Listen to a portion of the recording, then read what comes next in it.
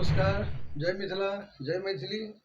हम धर्मेंद्र झा स्वागत कर रहल छी अपने तमाम दर्शक श्रोता लोकनि के मैथिल पुनर्जागरण प्रकाशक आधिकारिक यूट्यूब चैनल पर। बंधुगण, वैचारिकी में आइ हम उपस्थित छी एकटा एहन विषय के लऽ कऽ जे भारतीय लोकतंत्र से संबंधित अछि, अभिव्यक्तिक स्वतंत्रता से संबंधित अछि, पत्रकारिता आ राजनीति से संबंधित अछि। आजुक शीर्षक अछि इंडिया गठबंधनक फतवा की अभिव्यक्तिक स्वतंत्रता पर प्रहार अछि। बंधुगण, देश में आम चुनाव 2024 के ध्यान में रखैत बनाओल गेल विपक्षक इंडिया गठबंधन द्वारा एकटा अजब गजब निर्णय लेल गेल अछि।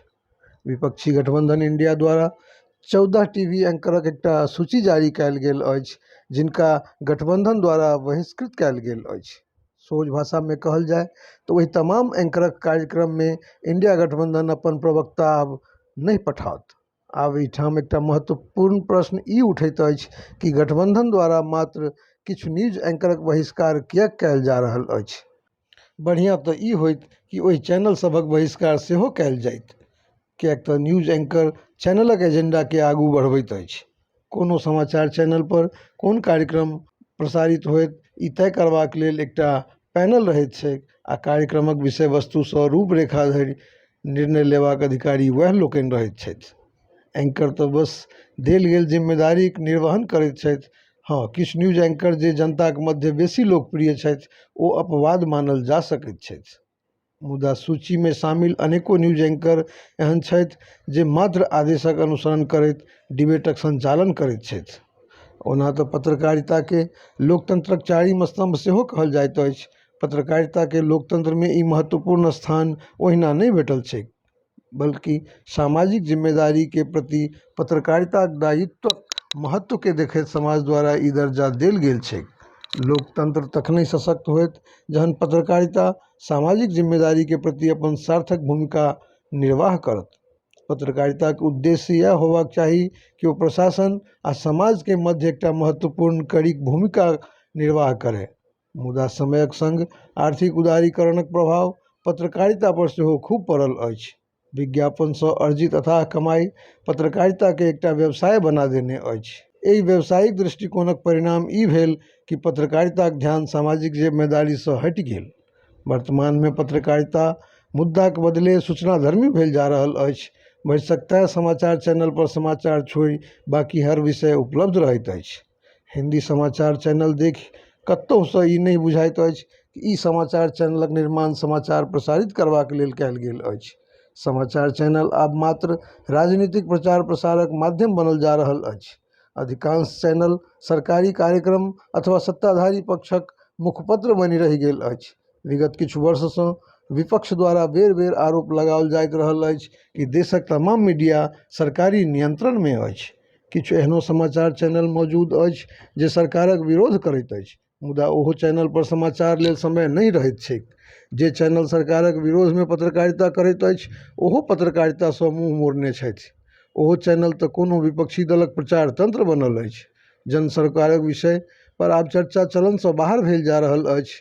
भोर सँ साँझ धरि आ पहर राति धरि समाचार चैनल पर समाचार तऽ प्रसारित होइत अछि, मुदा ओ तमाम खबरि राजनीति आ राजनेता सँ संबंधित रहैत अछि।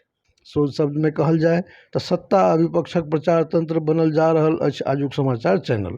कहबाक तात्पर्य ई जे हर राजनीतिक दलक अपन अपन पसंदक चैनल आ न्यूज एंकर मौजूद छै, आ जे एहि सब में फिट नहीं भऽ पबैत अछि तऽ एहि तरहक स्थिति उत्पन्न होइत छै। आब इंडिया गठबंधनक एहि निर्णय के भाजपा द्वारा कठोर शब्द में आलोचना सेहो कयल जा रहल अछि। आरोप प्रत्यारोपक दौर सेहो शुरू अछि। पार्टी अध्यक्ष जेपी नड्डा कहलनि कि न्यूज एंकरक एहि तरह सूची जारी करब नाजी के कार्य करबाक पद्धति रहल अछि, जाहि में ई तय कयल जाइत छल कि किनका निशाना बनेबाक अछि।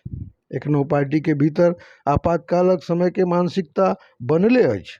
सूची में शामिल किछु पत्रकार इंडिया गठबंधनक बहिष्कार सूची में अपन नाम देखि एकरा बहिष्कार नहीं अपितु भयभीत भऽ लेल गेल निर्णय कहि रहल छथि।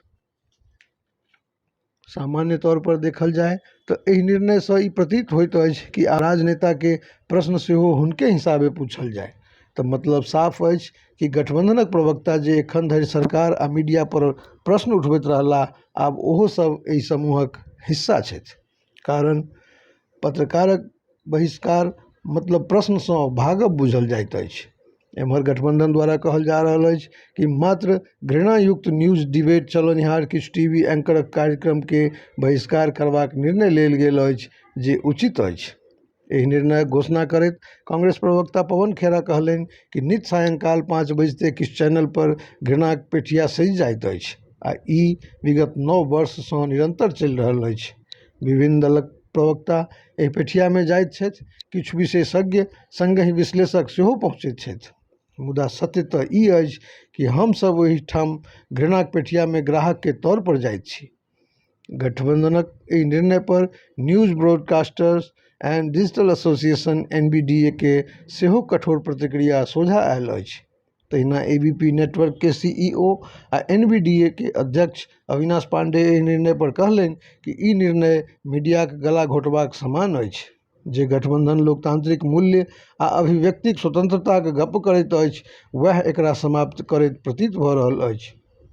NBDA द्वारा एखनहु कहल जा रहल अछि कि ओ अपन हर कार्यक्रममे सबके बजाओत। आब ई बहिष्कार कार्यक्रम कतेक दिन धरि चलैत अछि से तऽ बादमे पता चलत, मुदा एकर नुकसान चैनलक संग संग गठबंधनक तमाम दलके सेहो संभव अछि। इंडिया गठबंधनक ई निर्णय निश्चित रूपसँ एकटा चिंतनीय विषय अछि आ ई एकटा खतरनाक परिपाटी सेहो सिद्ध भऽ सकैत अछि, जे भारत सन लोकतांत्रिक देश लेल हितकर नहि मानल जा सकैत अछि। विपक्षी गठबंधनक प्रतिनिधिके किछु शीर्ष टीवी न्यूज एंकरक कार्यक्रमसँ वंचित राखब लोकतांत्रिक मूल्यके विरुद्ध अछि। ई असहिष्णुताक संकेत अछि आ प्रेसक स्वतंत्रता पर सेहो एक तरहे आघात मानल जा रहल अछि। विपक्षी गठबंधन जहन स्वयंके स्वतंत्र प्रेसक हिमायती कहैत अछि तऽ एहि तरहक निर्णय किएक लेल गेल? गठबंधनक नेता किछु कहथि, मुदा ई निर्णय लोकतंत्रक मूल सिद्धांत पर एक तरहे आघात मानल जा रहल अछि। एहि निर्णय पर विपक्षी गठबंधनक अपन तर्क छैक, तहिना पत्रकार लोकनिक सेहो अपन तर्क छनि। सूचीमे शामिल किछु पत्रकार द्वारा तऽ एकरा दुर्भावनामे लेल गेल निर्णय कहल जा रहल अछि। पत्रकारक कहब अछि कि इंडिया गठबंधन के समक्ष जे पत्रकार आ न्यूज एंकर डटि कऽ ठाढ़ रहैत अछि आ जे चरण चुंबक बनयसँ मना करैत अछि, मात्र वएह पत्रकारक बहिष्कार कयल गेल अछि। ओना देशमे दलगत राजनीति की भांति मीडिया सेहो सत्ता पक्ष आ विपक्षमे बटाइल सन प्रतीत भऽ रहल अछि। राजनीति के खेलमे मीडिया सेहो खूब खेलाइत देखल गेल अछि। लोकतांत्रिक देशमे जाति, धर्म, संप्रदाय आ धार्मिक ग्रंथ पर बेसी चर्चा भऽ रहल अछि आ महंगाई, बेरोजगारी सनक ज्वलंत समस्या कतियाओल जा रहल अछि। देशमे पत्रकारक स्वतंत्रताके लेल कोनो विशेष कानून नहीं अछि। हाँ, संविधानक अनुच्छेद 19 के अंतर्गत देशक नागरिकके अभिव्यक्तिक स्वतंत्रता देल गेल छै। अभिव्यक्तिक स्वतंत्रता के अधिकार पर किछु कड़ाई करैत एक तरहे हेट स्पीच के परिभाषित कयल गेल अछि। ओना तऽ पहिनहु कएक बेर पत्रकार आ किछु समाचार चैनल लेल एहि तरहक फतवा विभिन्न राजनीतिक दल द्वारा समय समय पर जारी कयल जाइत रहल अछि। पत्रकारिता आब मात्र सेवा कार्य धरि नहि रहल, पत्रकारिता आब पाइ कमेबाक एकटा प्रमुख साधन बनि उभरल अछि। तैं विपक्ष द्वारा समय समय पर मीडिया पर प्रश्न उठाओल जाइत रहल अछि। एहि सबसँ लाभ किनकर होयत, ई तऽ भविष्यक गर्भमे अछि, मुदा एहि सभक नुकसान देशक नागरिकके उठाबय पड़ि सकैत छैक। इहो एकटा कटु सत्य अछि। कहल जाइत अछि कि स्वतंत्र प्रेस अपन लोकतंत्रके परिभाषित करैत अछि आ ई संविधानक महत्वपूर्ण मूल्यमे सँ एक अछि। प्रेस अथवा पत्रकारिताक अस्तित्व समाचार पर टिकल अछि, मुदा एखन समाचारक मतलब सेहो बदलि गेल छै। जन सरोकारक विषय आब समाचारक श्रेणीमे नहीं अबैत अछि। राजनीतिसँ संबंधित विषय आब मात्र समाचार रहि गेल अछि। कोनो टीवी चैनल देखू, हर ठाम एकहि नियमक पालन कयल जाइत अछि। 24 घंटा मात्र राजनीति आ राजनेतासँ संबंधित समाचार प्रसारित होइत अछि। आब जँ पत्रकारिता एहि स्थितिसँ गुजरि रहल अछि तऽ जनताके ई सब देखि आ सुनि आश्चर्यचकित नहीं होबाक चाही। बंधुगण, आजुक रिपोर्टमे बस एतबे। अगिला एपिसोडमे कोनो आन महत्वपूर्ण विषय, कोनो आन महत्वपूर्ण जानकारीके संग अपने सभक समक्ष उपस्थित रहबाक प्रयास अवश्य करब। ताधरि जय मिथिला, जय मैथिली। अपने लोकनि कोनो तरहक नीक बेजाय क्रिया प्रतिक्रिया अवश्य पठाबी, जाहिसँ मैथिली पत्रकारिता के और अधिक बल भेट सकै। धन्यवाद।